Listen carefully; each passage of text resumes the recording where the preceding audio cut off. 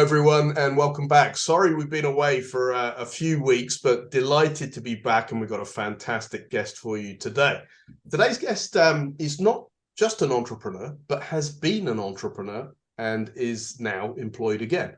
And we want to hear all sorts of stories about entrepreneurship, about careers, about professional paths. So today's guest is Somnath Biswas. Somnath has been working on enterprise and retail digital products for the past over 20 years, working with tier one consultancies and multiple startups, including his own, in the enterprise conversational AI space. His products have spanned across telecommunications, financial services, healthcare, regulatory and compliance, and job tech domains. For the past 6 to 7 years, he's been building core ML and NLP products for the likes of NatWest, Amazon, and most recently with Total Jobs Group, where he heads the conversational products domain. Somnath, welcome to the podcast. I should say, Somnath and I both went to the same business school, Indian School of Business, so it's great to chat with another batchmate. It's a reunion of sorts, but no, thank you. Thank you for having me here. And as I was mentioning, it's a Letterman moment for me in terms of being on this podcast. So thank you, appreciate it. Absolutely. So yeah, typically, Somnath, this podcast is focused on people who are currently involved in entrepreneurship, but to be honest, all facets of entrepreneurship, I think, are of value to our viewers. And in your case, you have worked. You've obviously, spent quite a while in your employed status, and then got that bug for entrepreneurship. Done a little bit of that, and come back to professional work again. So, what do you think were the main inflection points, if you like, around your career journey? What were the things that swung your mindset as far as how you wanted to handle your career? Wow, that's a loaded question. I think it was, to be fair and to be honest, straight out of B school, it was more of just hunger for experience. And, I kind of got lucky in terms of having a great boss. I kind of joined an IT consultancy firm. They were kind of at that, from a company perspective, they themselves were at an inflection point, trying out different things. And I had a boss who kind of, who then went on to become the CEO. He was my mentor. He kind of stretched me from all sorts in terms of new experiences, kind of threw me at the deep end. So initial few years, it wasn't like a planned approach of this is what I want to do. I know I kind of knew I wanted to be in IT, because prior to my MBA I kind of had some experience from being a networks programmer. So I knew IT was a field that I kind of was comfortable with. Post MBA went into sales, but again it was more of general management, purely trying out as much as I could.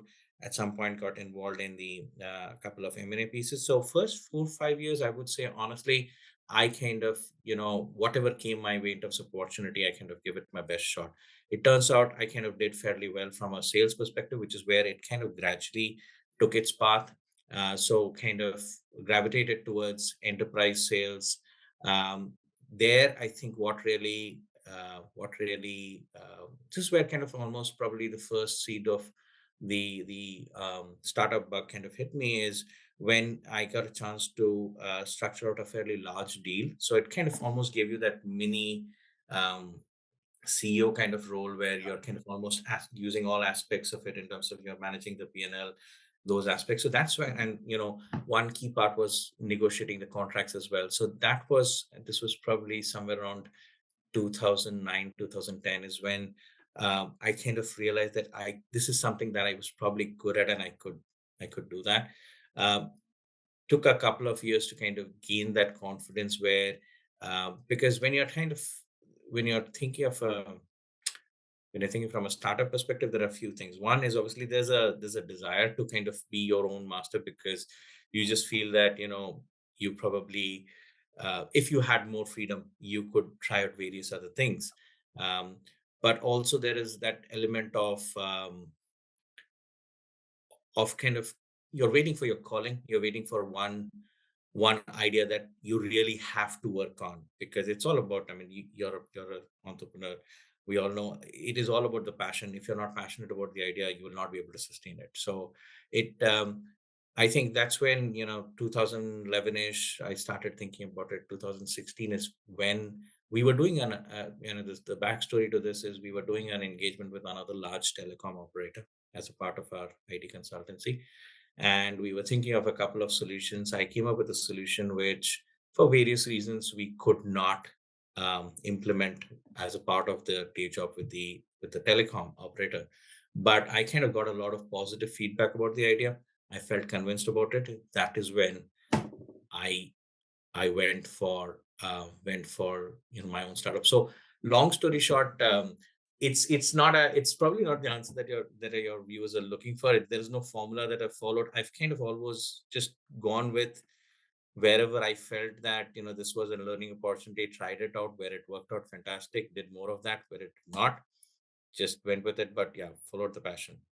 Yeah, and I think actually this is a kind of narrative that I've heard from some of the others that I've interviewed as well, where there wasn't a necessarily a grand design at the beginning, but as they proceeded, I mean, they're shining the torch 10, 15, 20 meters in front of them and getting to that position and then thinking, okay, Yeah, maybe this slight course correction or that slight course correction. So yeah, this concept of having a grand unified vision right at the start, maybe, that's not the way, or might it's be not overrated. one that Yeah, suits everyone. Exactly. yeah. So in your career then, right at the beginning, did Mhm. you begin actually as a techie before you started all this sales stuff? Yeah, yeah, So yeah, you are I mean, you began with coding and yeah. design and all of that stuff.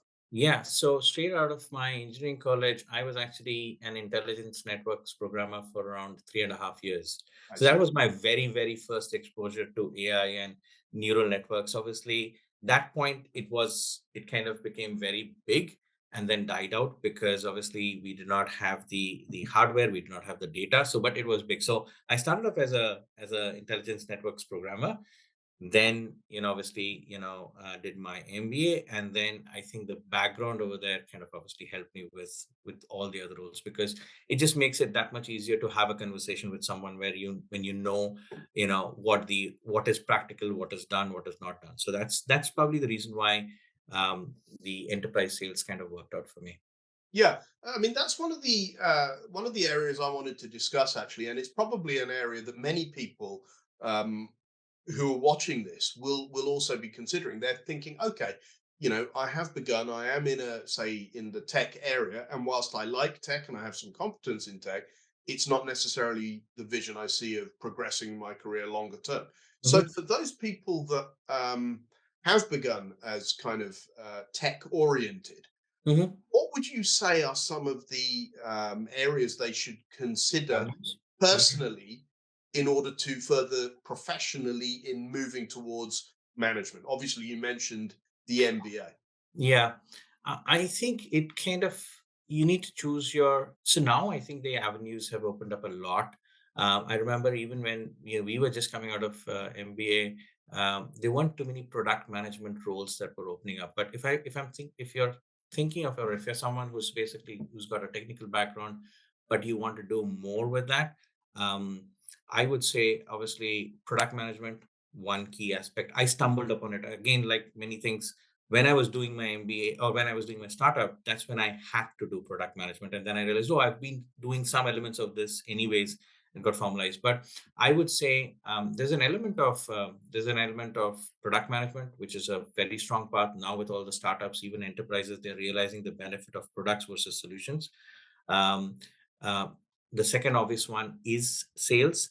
Mhm. And many people I know sales generally gets discounted as it's all about, meeting people, shaking hands, and entertaining people. But it's a lot about being able to kind of work with the other person, understanding their pain points, and then coming up with solutions. So if you are someone who has a strong technical background, but also you're creative in terms of being able to think of solutions, you'll do well in sales, because it's all about solving a pain point.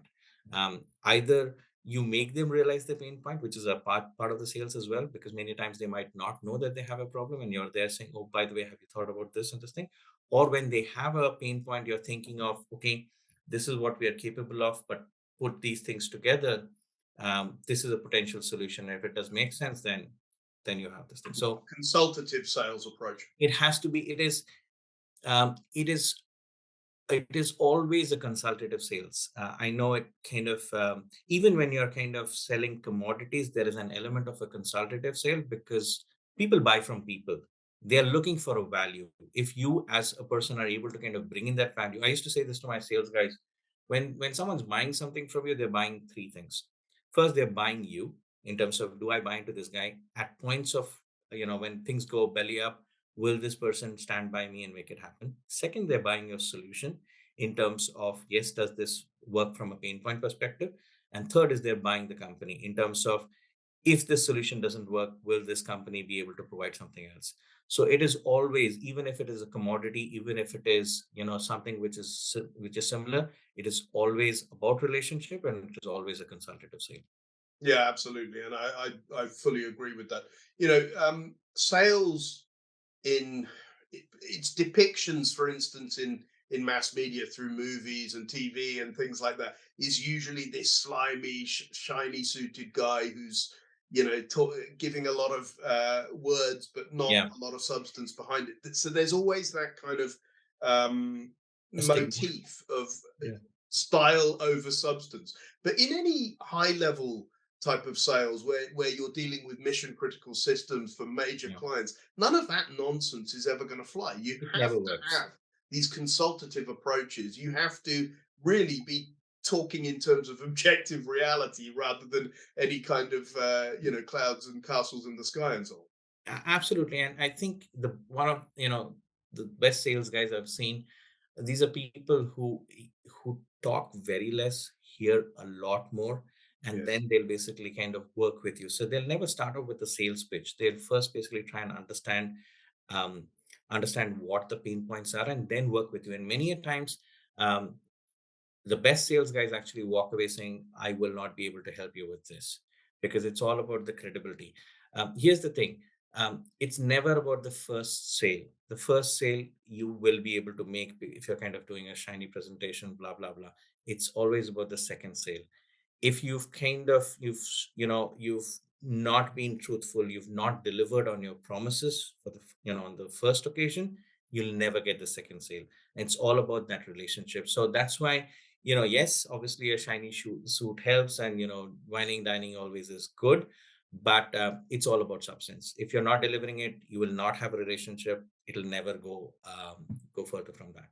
absolutely. And I think that the whole point about trust and credibility is that at some point, if that is tested, do you follow through as an Yeah. organization, as Yeah. an individual, in support of that client and their objectives?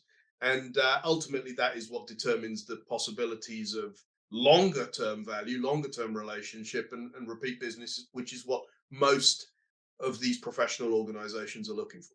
Yeah, because I mean, anyone who's been in sales, that breaking into an account is very difficult.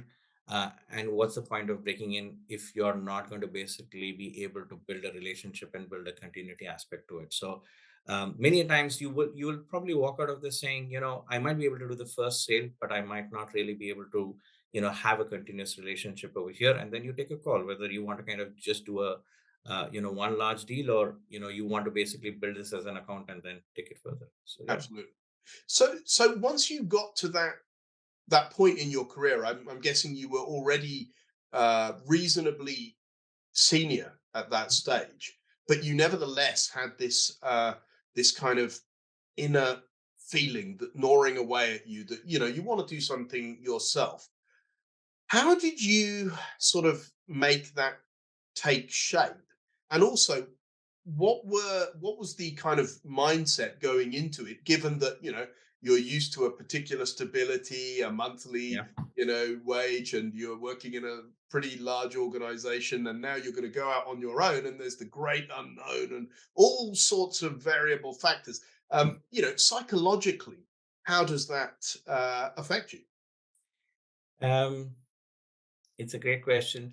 I've always said you've got to be a little crazy to be an entrepreneur. No sane person would basically, go down this route. As you said, you're giving up, fair amount of seniority. There's going to be a trade-off. You're going to do a trade-off in terms of your income. There's always an element of risk. 10,000 things can go wrong. One thing has to work, but 10,000 things can go wrong for a startup. So honestly, the way it kind of worked out for me, I'd always been thinking about doing the startup. So on the side, I had almost been kind of not a war chest of sorts, but I was basically trying to kind of put money aside for 5 years in terms of if I do take the leap, this is what my initial buffer would be. But I've been very I've always been, in some sense, fairly risk averse. I know it sounds, contradictory to what I'm talking about, but I've been fairly risk averse. So even before I kind of, went in for the startup, I invested a lot in terms of just user testing out the ideas. I did a number of user surveys. I spoke with a number of, because this was in the enterprise space, I spoke with a number of friendly um, clients, stakeholders who are almost like mentors to me, saying, this is what I'm thinking. Does this sound crazy? Is there any value to this idea?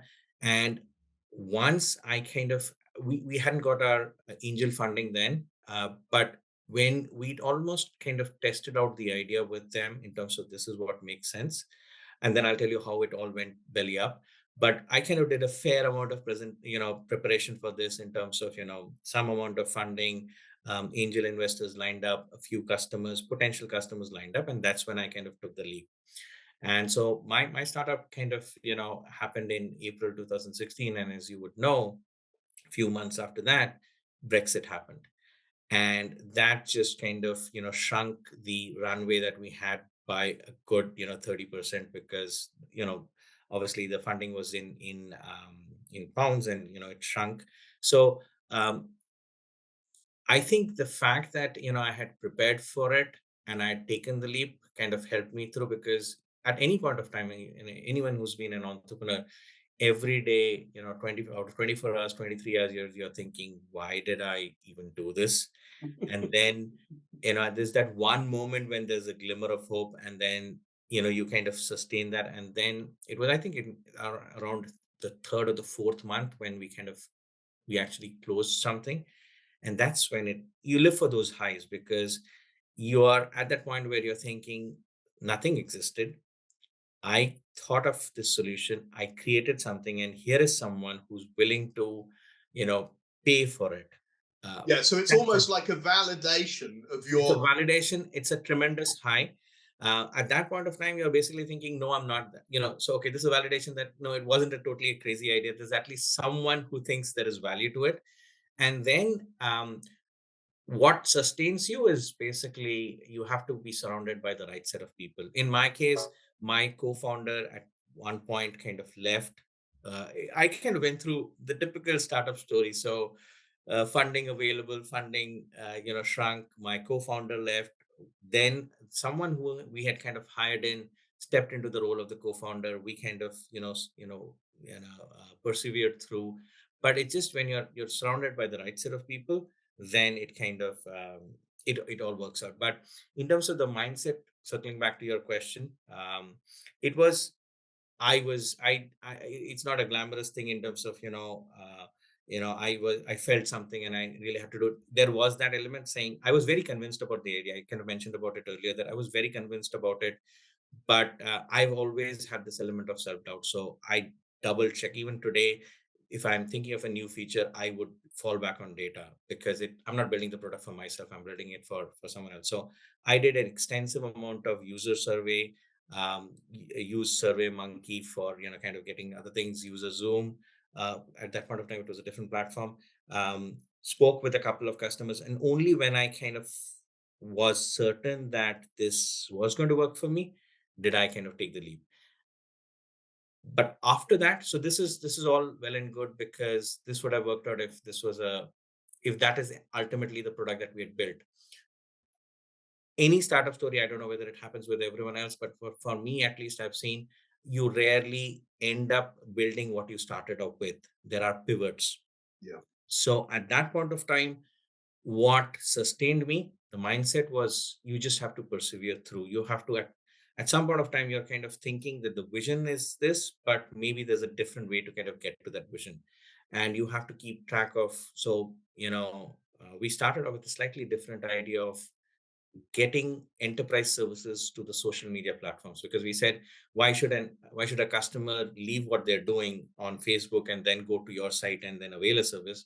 Why can't we bring that service to the social media platform? And so we were trying out something totally different. And Just then incidentally, Somnath, was yours a business to business play or a it was a business to consumer play? it was a B2B2C. So basically we were obviously selling to the enterprise, but it was basically their customers. So ultimately what we pivoted to was building chatbots. I can say chatbots today because ChatGPT has given some amount of respect to chatbots, but at that point of time, you had to explain to people what a chatbot was about. There was a fair amount of ill reputation with chatbots being not that smart. But technology pivots happened. That's when we kind of started building chatbots. We started building chatbots for Facebook Messenger for enterprises, and then we kind of pivoted to web because that's what the enterprises wanted. So ours was we would obviously sell it to a bank, and we were actually focused on the lead generation use case. So, banking website, you have the bot, you land up over there. The bot kind of almost like a salesperson accosts you and basically says, okay, what are you looking for? Shows you the right set of schemes, gets the information, gets the contact information, and then you generate your leads for that. So that's what we kind of pivoted on to. And eventually we found our sector, banking, we found our sector in terms of real estate. I think we went on to kind of do around, I think it was anywhere, if you count implementations, it was around 80 plus chatbot implementations that we did. So yeah. Mm, brilliant. And what your experience technically up until that point had been in areas around language understanding and those types of things, was No, language models. I actually, so I had some background because of my initial engineering career, but it was almost like, so I had to, because we started off with a very different idea. We were not going to build chatbots. We were going to build something else. So that was the point where I almost had to train myself in terms of. So I kind of spent a lot of time, building stuff using Google Dialogflow and playing around with Microsoft Azure, just so that I could understand it. Because you need that when you're kind of almost defining a product for your team. You need to have a sense of the art of the possible, and that's where I actually went through a formal training to pick up what is needed from a product management perspective as well. Because till then it was, I had been doing some element of that, because even as I said, as a consultative salesperson, you are the voice of the customer. You're thinking from that pain point. You're working with your colleagues for building the solutions. But in terms of that mindset of, we have to kind of build small, test small, think big, learn fast. That took some discipline. I made my fair share of mistakes the first year, because just like anyone else, I was kind of keen to, plug in as many features in the product as possible, because the more features you have, the easier it is to sell. But then that's when the maturity and the learning comes in terms of whatever you want is not exactly what the customer wants. They might just really love one feature, and that would have been enough to sell. So that's where to answer your question, I had to kind of do a lot of self-learning, do a lot of these certifications to understand NLP, natural language processing, which is where we kind of conversational AI, where we went into, um, and also product management. So it helped, because it turns out that I really enjoy product management, so which is what I'm doing now. So again, serendipity. A very interesting story. And one of the things that you sort of alluded to in that I wanted to just cover off a little more was the initial kind of start Mhm. in terms of how you approached it from a capital structure point of view. So many entrepreneurs are able to just purely bootstrap the initial stages until they potentially get to revenue themselves and can organically push, or if go for something like a Series A or something like that. So Had you already assessed that it was not going to be possible to push this thing forward without external capital of some form? I kind of to be honest, I knew that we could bootstrap it for based on the funds that we were all going to bring it together. I knew we could bootstrap it for a good maybe a year or so, uh, but we were fairly grounded to know that it takes a longer than that to kind of get to product market fit, especially when you're doing enterprise. Having been an enterprise salesperson, you would know that Sales cycles are quite long, yeah. yeah, you're talking about anywhere between 12 to 18 month cycle, and that too, it might just be something very small. So we were very conscious right from the start to basically say, look, if we have to go down this route, we need to kind of at least bring in some kind of angel funding in this. But then again, what we brought in also shrunk because of Brexit and other things that happened. But no, so we again, it sounds very cliched, but I think there's a Gujarati saying which one of my friends said. It basically says anything requires hajar din, which is 1,000 days, literally around three years. So you'll probably see this, and I think this it holds true for most ventures. It's around the 3 year mark where you will actually find the right product and the right product market fit. Till then, there are a lot of pivots that you go through. So again, if anyone's thinking of startup, think twice, think four times. But if you feel convinced about it, be prepared for at least a 3 to 5 year journey. It's all about perseverance. No idea is bad. It's about finding the right fit for it. So I think you, that's such a brilliant thought. So essentially, what you're saying is um, almost accept that what your initial starting idea is effectively prototyping, but you're going to kind of put it out there, see what the market says, and be willing to accept yeah, the feedback. yeah. So that pivot is almost to be kind of expected in a way. You got to bake in the pivot. You've got to Yeah, bake in the pivot, and in many cases, see again, it's not always science. It's a bit of an art as well. You got to know when you've got it completely wrong, and you should probably just call it a day, or where you see some value to it.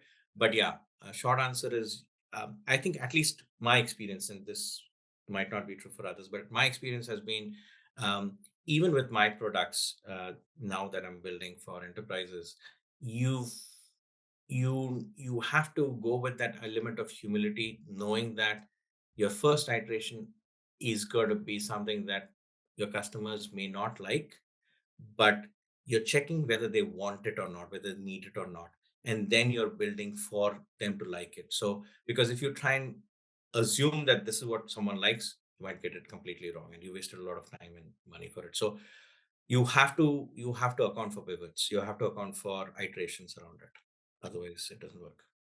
brilliant. And you see, this is where things like market research and focus grouping and stuff like that comes in. However, if I don't know if you've read much about like Steve Jobs and some of his thoughts on things, where he said the issue with some of that is that it requires the customer to know what they want, and they don't always know what they want until you supply something to them. Yeah, but that's the thing. It's I think they have a sense of what they want, but they don't have a sense of how it could be fulfilled. So let's take the Steve Jobs example. Let's take the typical the Ford Henry Ford quote that if if people were looking, they would have gone for faster horses rather than the cars, or whatever that phrase was. The pain point is to know that people want to travel from A to B faster. Yeah, They might not know that a car exists. They've only been exposed to faster horses, and so that's what they will ask for. But if you can say, here is a car and it meets your pain point, um, they will accept it because there are the values to it. So the user research is not looking for the solution. The user research is to identify the pain point. A user research will never give you the solution. You are The way you're trying to do is you're trying to basically test for the hypothesis in terms of, is this a pain point? Yes, this is a pain point. In that case, I have 3 4 ways to kind of solve this. These are my solutions.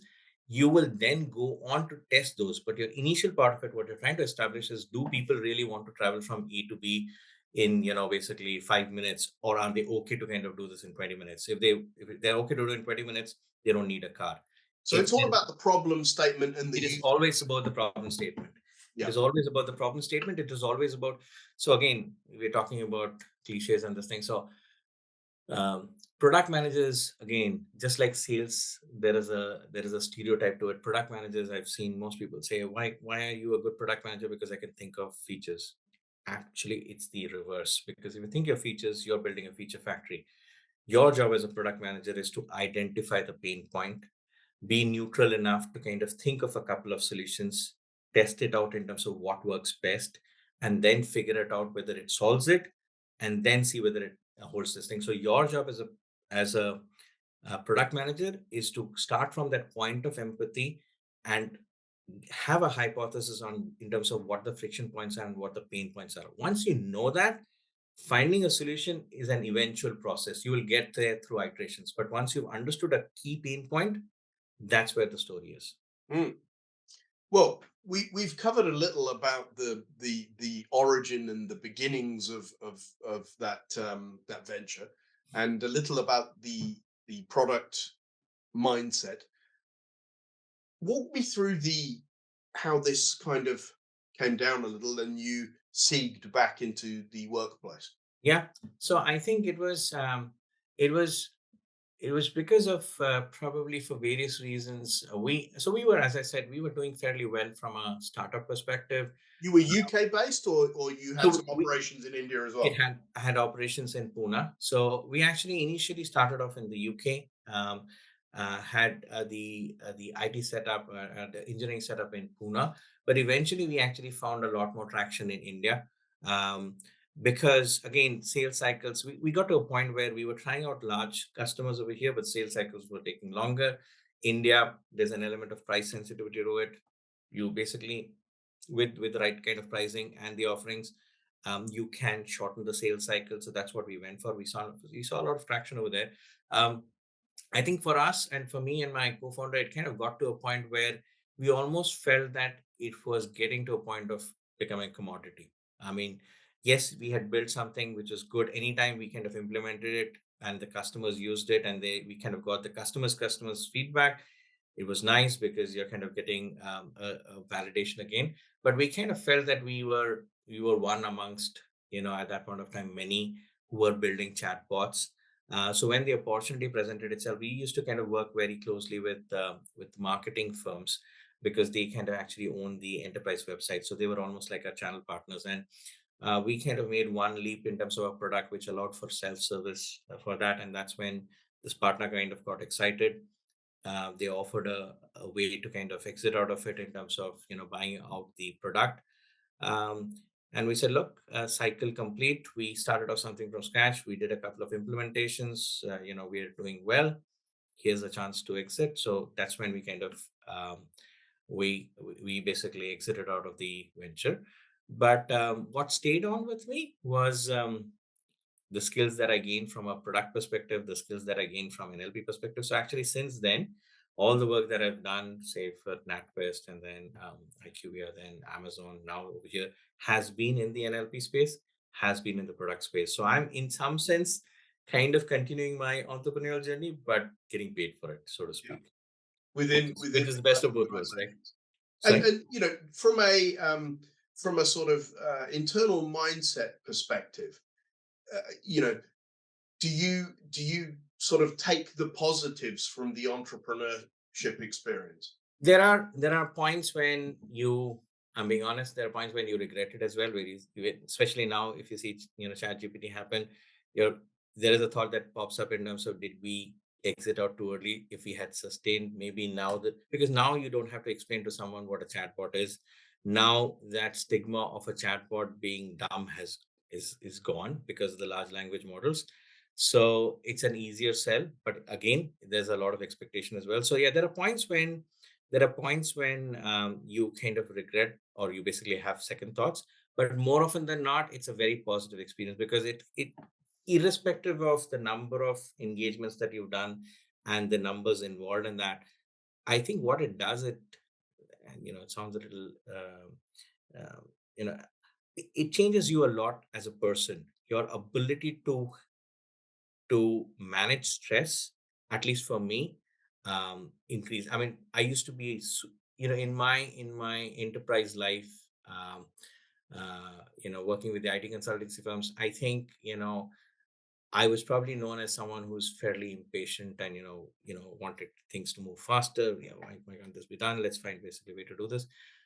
What it does, it kind of grounds you onto the venture ground. At least for me, it kind of grounded me a lot. It gave me that certain sense, an element of discipline as well. So those positives anyway stay with you. So um, we are some of our experiences. Any experience is good, and the experience of building something that you've created from scratch, someone paid for it, someone then went on to like it x number of times. It's a tremendous positive thing that you carry on with you. um, Yeah. at some point, if I do my next venture, that's the positivity, or that's the positive thought that I'll kind of go, take So with. you would say that the experience of having run your own venture is valuable even in the It professional it workspace. is one of those things, like the journey matters more than the destination. The journey itself is, because if I hadn't done my startup, I wouldn't have been exposed to NLP. I wouldn't have had the discipline of product management. Those skills are what I'm kind of utilizing today. So that anyways has stayed with me. So that's what it has given me. So yeah. Yeah, yeah, absolutely. Now, just coming on to the technology space, and obviously everyone has been going on and on and on about AI over a number of years, but Yeah. most recently it's been ratcheted up since Chat GPT Yeah. that everyone is banging on just about constantly about. So, what, is there some more stuff to be excited about than just Chat GPT? What's going on, and is it all AI? And are we going to lose to the machines? And what is happening? No. What should we be excited about, Sondra, So I think technology wise? technology wise, so ChatGPT obviously happened, late last year, but there's been a lot of work that has been happening in the transformer space, which is what Google came out with, um, purely as a way to kind of, from a translation perspective, into transformers were created as translation models to kind of help with them with their products. GPT-3, which was basically what was, I think, initially powering the service, has been around for, I think, a good 2-3 years. We've been playing around with that. What helped with ChatGPT was it just made it that much more accessible. So it's so from an AI perspective, what has happened is, if I go back again, sorry, I'm going to take a step back in terms of just to kind of give you a sense of why is AI big now. So if Mm. I go back to my neural network days, way back, um, probably the models were still there. Obviously, transformer model has helped compared to LSTMs and other models, but now you have a lot more data, and now you have the hardware to kind of make it happen. So it's a confluence of having the right models, having the data, and having the hardware. That's the reason why you're seeing this really explode. If you see, GPT-3 happened, or Chat GPT came out in, I think it was around November-ish, but somewhere around September, Google came out with a similar model, Sparrow. Did But Bard happened later. This okay. is Sparrow happened in September. They didn't talk much about it. OpenAI was smart enough to kind of put this out there because they needed the human feedback. But this is by way of saying there are many companies which are already there and working on it. If you remember, there was a rumor last year, somewhere on mid-year, that Google, there was a model called Lambda, which there was a lot of rumor that it had gone sentient because it could Oh, yeah. basically kind of understand and speak, talk about human emotions. So there's a lot that is happening in terms of large language models. There's a lot of data. Each model, if you see basically GPT-4, I believe, has around 1 billion parameters. The previous one was 175, million parameters. And also we have the ability to create larger models. We have ability to kind of train it upon a lot more data. So this is just the beginning. What it means for us is, it goes in multiple. So generative AI, which is what we are talking about over here, has multiple aspects to it. So if you've been familiar with DALI, it kind of creates images for you. Here you have basically GPT-3, GPT 3.5 now 4, being able to kind of generate poems, write stories, write cover letters, write CVs, write documents for you. You have voice as another piece. So GPT-4 is meant to be a multimodal piece. So it's not just about text, but generating images, generating sound. So all these aspects would kind of come in, and there is a lot more that is going to happen in terms of quality of improvement as well. To answer your question, is AI going to take over? We are nowhere close to that. We are nowhere close to singularity. What it has done is, so I know there's a lot of this thing in terms of, okay, so if DALI can basically create an image, then why do you need someone to, what is it going to do for artists, etc. The form of the art changes because you are still the one who's visualizing it in your head. You are the one who's then putting it in the form of a prompt. It's just that the effort of creating it is now available in the form of a DALI, or the effort of creating, of writing a story is now being done by ChatGPT or any other large language model. But you're still the one who's basically thinking about it. You're still the one who's coming up with an initial prompt. So this is a tool that is way powerful. We are all still trying to kind of understand what it is capable of, because at times large language models, GPT, BART to some extent, they hallucinate, because if they're not given the exact information based on the information that they know, just like any other typical smart individual, they will try and make up an answer. So it's an unknown technology, or there are a lot of unknowns around it, but it is fairly promising. But there is no threat at all of them replacing anyone, from a profile perspective or a job perspective. What it does is the job profile might change. So um, there is a Microsoft has something called Copilot, where it can write code for you, right? So from that perspective, the software engineers role, as you know, it might be under threat. But equally, now the profile changes to, okay, this piece of code has been written, but you probably need to be able to write the right prompt so that that code gets written. So the profile changes. So there's a new role that is emerging called prompt engineering, where it is being able to almost speak to the machines and do that. So that will come up as a new piece. But this happened with calculators, this happened with computers. You did not need to manually kind of write something. You could feed it in. You were still the one who was saying 2 plus 2, but now instead of you doing it, the calculator was doing it. The same thing, you are still the one who's thinking of it, but now you have a smart set of models who are going to do it for you, and then it's going to go forward. Do you think there may be potential um, use cases professionally, for instance, in healthcare, like doctors or legal, for instance, if a large language model is able to decipher certain documents or contracts or things like that and Yeah. identify issues, or see a set of symptoms and suggest possible courses of action, especially when if you think about it, how language models now combined with basically photorealistic avatars, you could effectively get an experience that where someone like I'm talking to you now, Yeah. you could be talking to a doctor, and that solves some of the scalability issues of health services and things like that. Yeah, I mean that's what the benefit of any ML model is, because even as a doctor, at any point of time, you're probably looking at 4 or 5 factors, and you're basically make your inference based on that. But a model has the benefit of basically considering multiple parameters which you as a human might miss out on.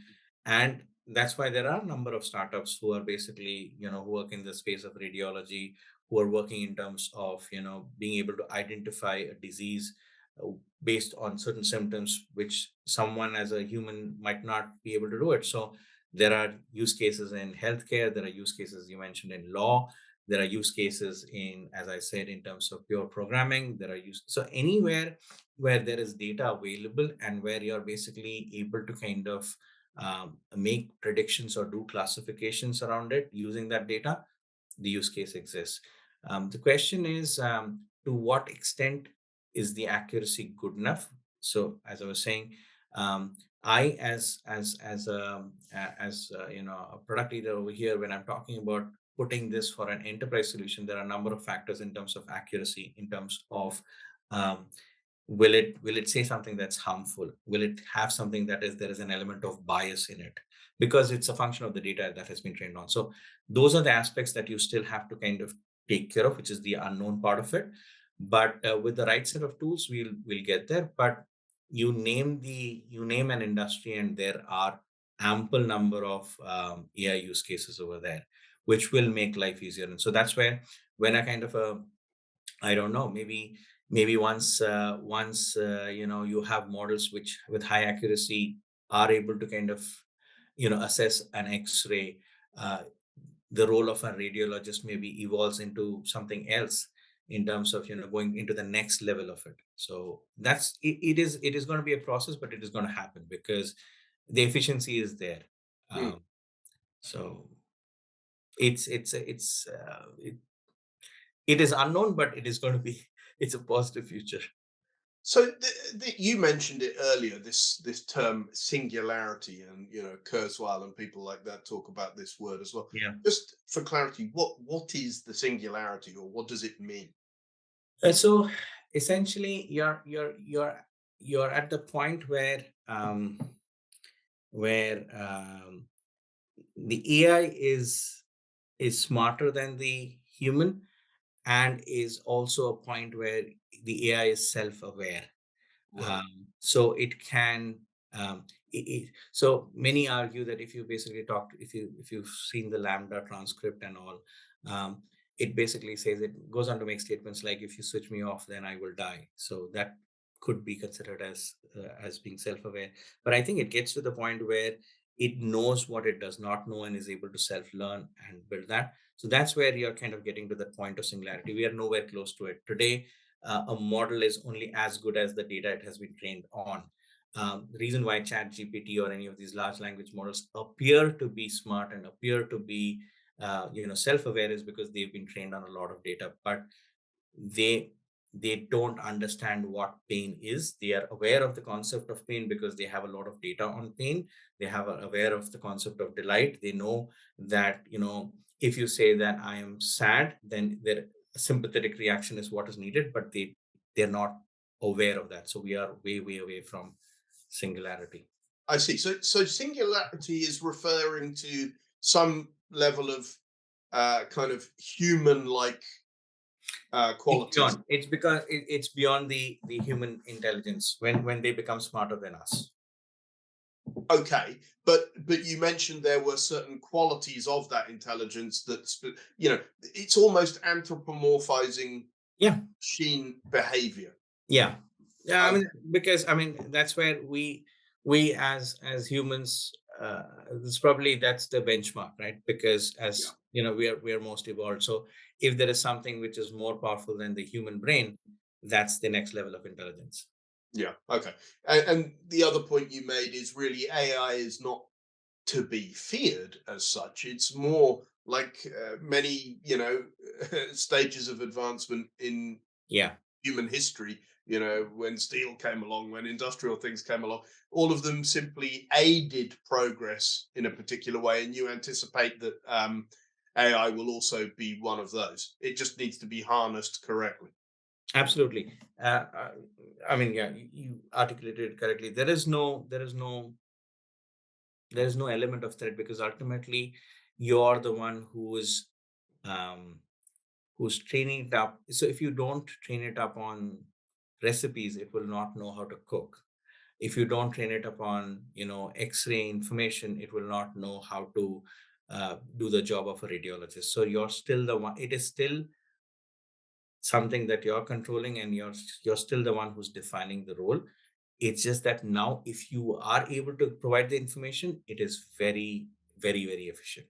So it is definitely still a smart way of doing things. It is, you're nowhere close to that point where it can on its own make up its own mind and choose to agree or disagree with you, or be smarter than you, whatever it is. Brilliant. So, ladies and gentlemen, there you have it. The Terminator's not going to get you.